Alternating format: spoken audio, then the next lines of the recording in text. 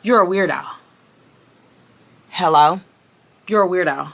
You're a weirdo. You're not my friend. You're not my girl. You don't care about my feelings. You don't care about perception. You can't have direct conversations. You're 38 years old and you engage in this type of online behavior. You're immature. You have too much time on your hands. Like, the list goes on. Like, are you well? Are you okay?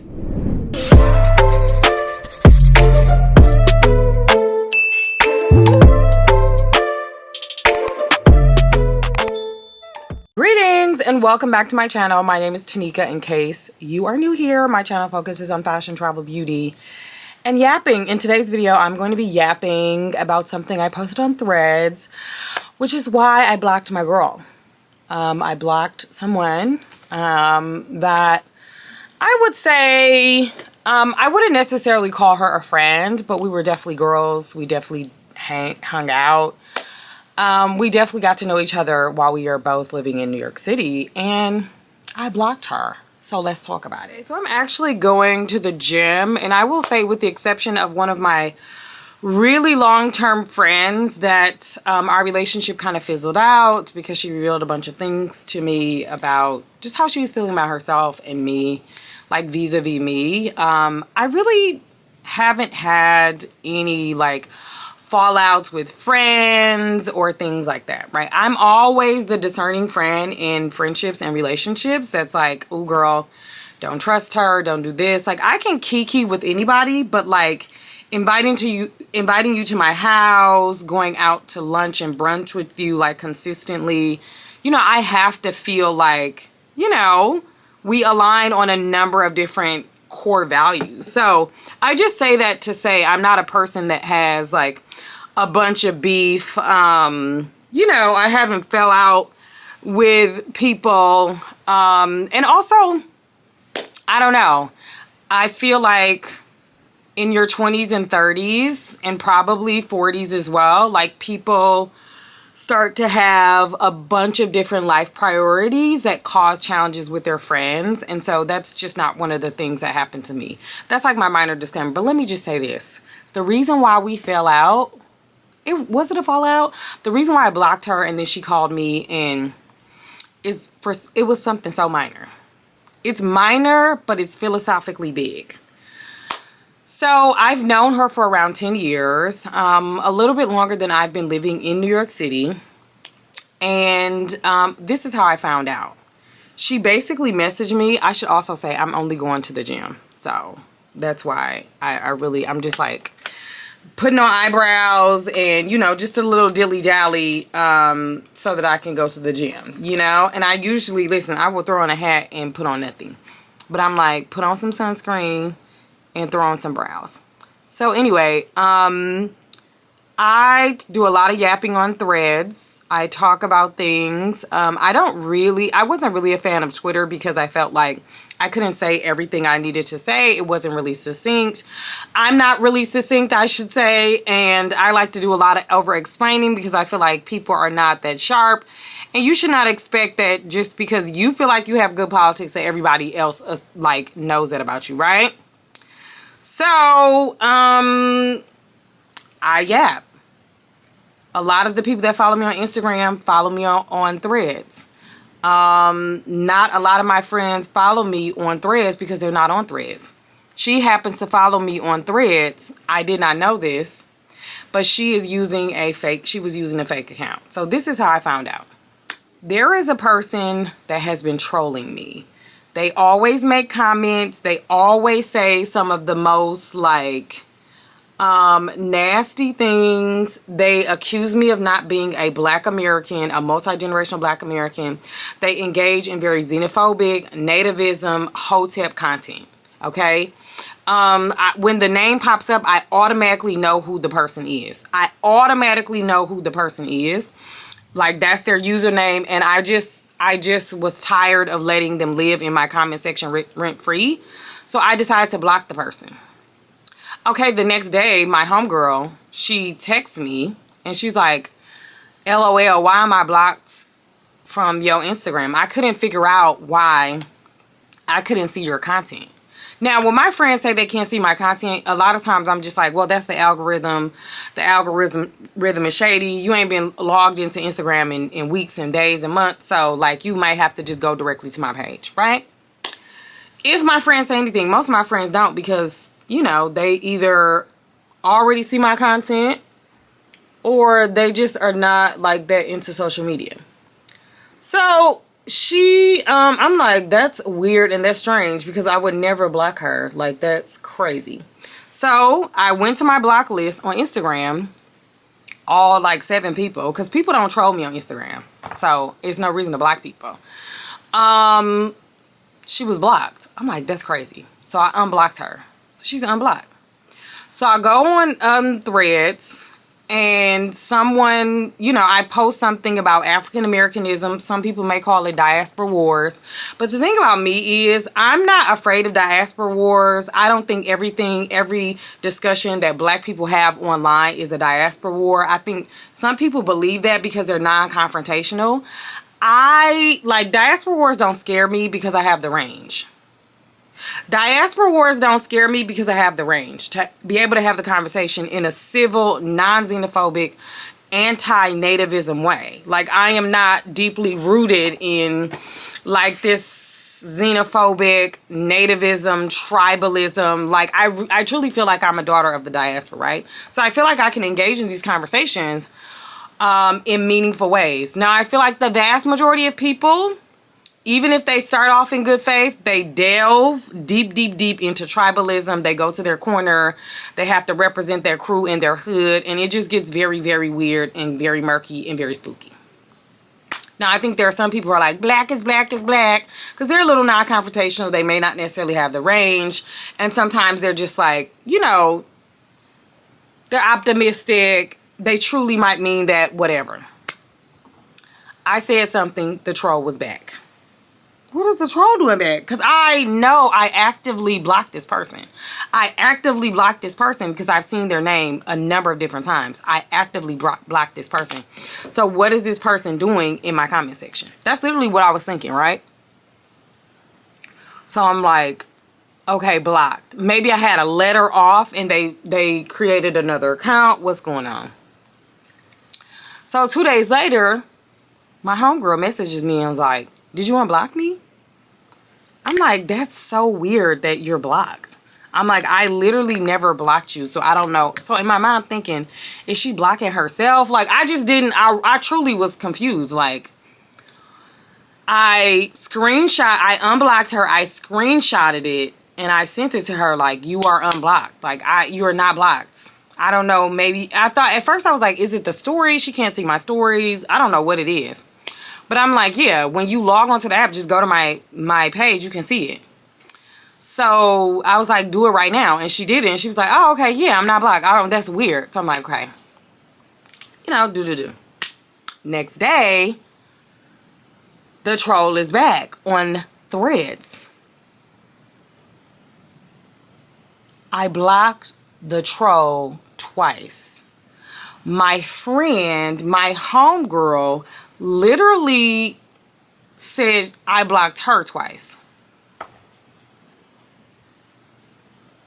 The grandma's a baby. I really was like, wait, my homegirl is the troll? Like, are you okay?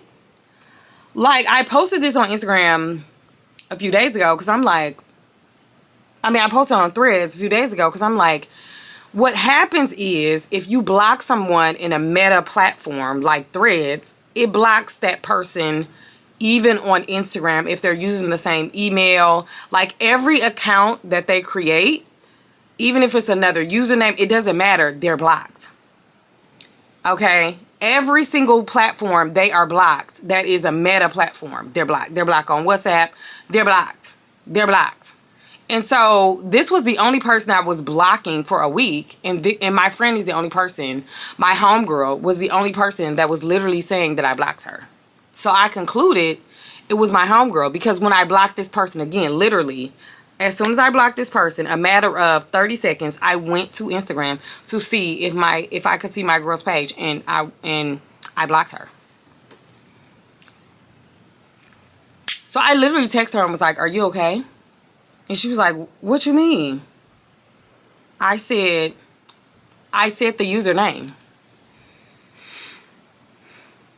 Do you feel like you can't talk to me about conversations in the African diaspora? I'm going to be honest with you. I get a lot of heat online for being a Black American person who engages in conversations around diaspora unity. I grew up in a Pan-African community. I do not care if there is a person of Nigerian descent, Dominican descent, Ghanaian descent, Ethiopian, Somali, it doesn't matter, in the diaspora, who has something nasty and negative to say about Black Americans, for which I am not going to use that as an opportunity to be xenophobic, because I'm not xenophobic. Those are not my morals, and those are not my values. Just because someone else chooses to be, anti-Black to Black Americans, just because someone brings their colonial mentality to America and decide that somehow they're better than Black Americans, just because someone believes that they have earned something in a racial hierarchy that is lending out diversity and equity inclusion points because you are simply not a Black American, but you check the black box and you want to believe it is because you're smarter and better than Black Americans, that's on you. If you're dumb enough to believe that meritocracy is the reason why and the sole reason why you are in a position, quote unquote, over Black Americans, that's on you. Do I say that online sometimes? Yes, I do. Because I think it's important to interrogate those systems at every single level.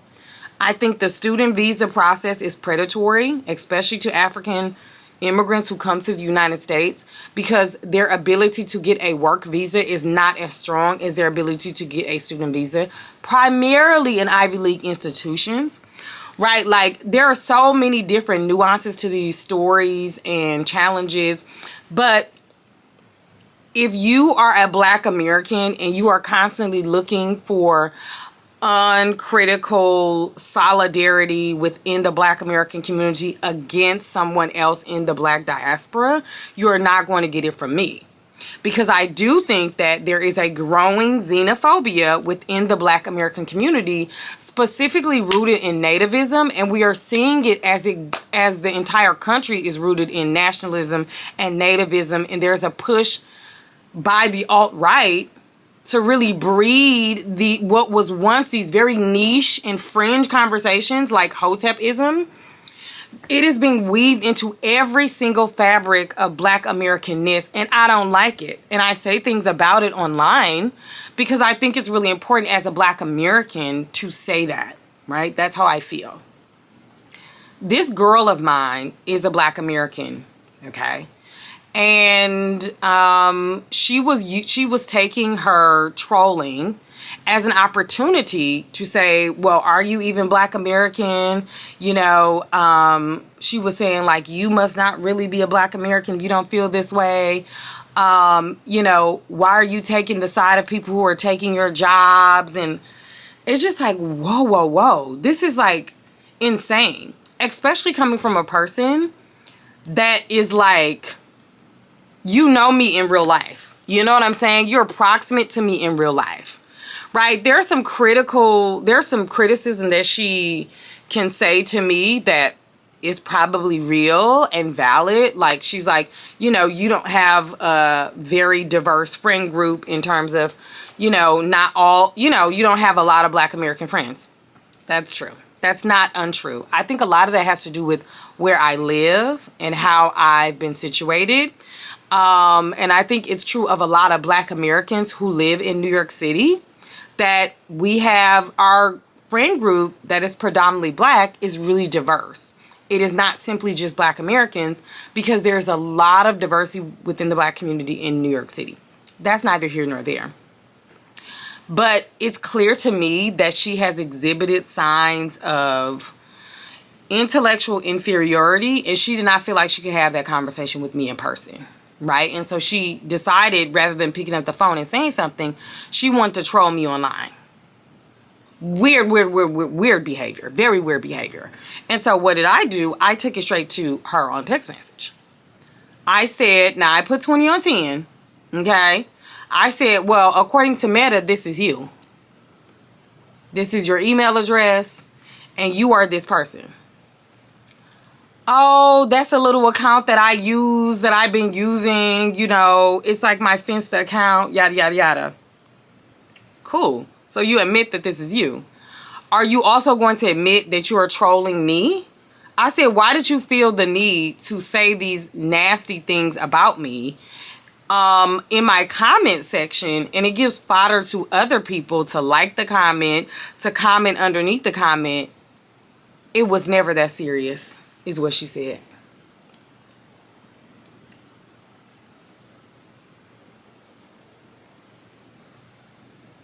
I agree. It was never that serious. So why would you be in my comment section? My thing is, I hate when people are so passive aggressive. You're very, very aggressive online when you're anonymous, when you think nobody knows who you are. But then when I confront you directly, now all of a sudden it wasn't that serious. It was never that serious for you to get online and just like accuse me of not being a black American when you know full well I'm a black American. Accuse me of being an African pick-me. Are you okay? Accuse me of patronizing the African and Caribbean immigrant community. Like, I have patronizing, like, I need to gain something. Like, these are the things that she was saying, and you are saying that it was never that serious. You're a weirdo. Hello? You're a weirdo. You're a weirdo.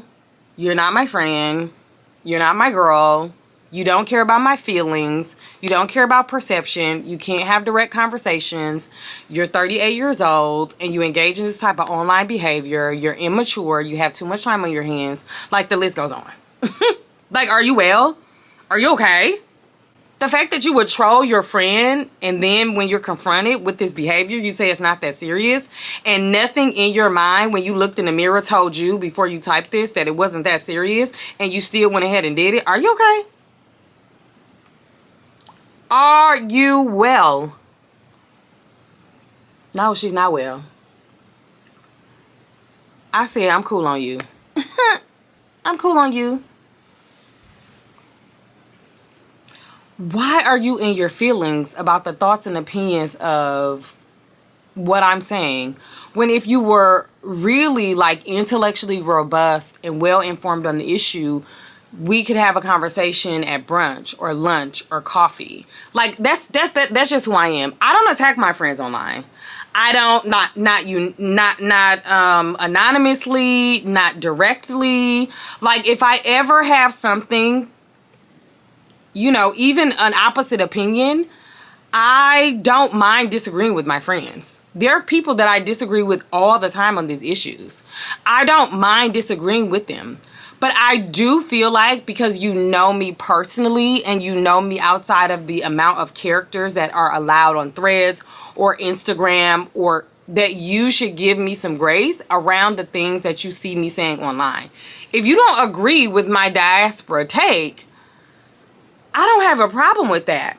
But I'm your girl. I'm your friend. You have my cell phone number. You can text me. Even if you want to have a difficult conversation, you can have it in person, in private. Otherwise, you're not my girl. That's how I feel. Otherwise, you're not my girl. If you want to slang dirt and talk to me funky and nasty online, and you cross that line with me, you're not my girl. If you want to go back and forth online, you're not my girl. You're not my girl. Everything I thought I knew about you offline, it goes out the window. Because are you well? Are you okay? If you are emotionally moved by something that I say, then come online and talk about it. But you calling me saying that I'm not African American, I'm an African pick-me, I'm like, what is wrong with people? Like, y'all expect black Americans to not be critical around the growing nativism, the growing xenophobia, the growing tribalism in the black American community, which is alarming to me, and it shows. Like, I'm just as shocked that you are just as kooky and crazy. And like, now that I know that these are your real thoughts, I don't want to be your girl either. Like, I don't want to have anything to do with you, because I didn't know you thought that way.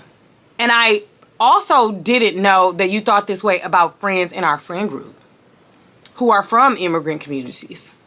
I didn't know you thought that way. I think it's the alt-right pipeline, honestly. I didn't know that you thought that way. And so the real tea is, now she's a little bit mad, so I've heard, that when people say, oh, y'all really don't mess with each other like that, or like one of my friends was like, who said that? Like, she saw this on my threads and she was like, oh, who is the friend, girl? And I told her who it was, and it's our mutual friend. And so she said something to the friend, and she's like, oh, you going around telling people that I've said things about you. You did. If you wanted a better story, you shouldn't have behaved that way. It doesn't actually matter, the subject matter. I mean, in some regards it does, but the subject matter is not that serious. What is even more concerning is that the way that you behaved. It is the way that you behaved.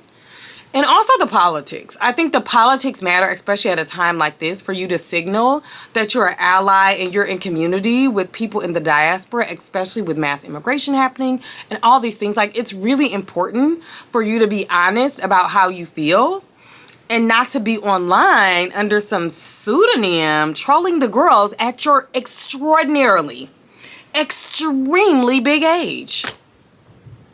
Like, we're not children. Okay, this is not 17-year-old who can't articulate themselves.